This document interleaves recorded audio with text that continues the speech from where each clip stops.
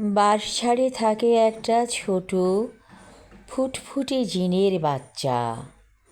মাঝে মাঝে সে দেখা দেয়, তার মিষ্টি হাসি মন ভরিয়ে দেয়। সে সবাইকে দেখা দেয় না।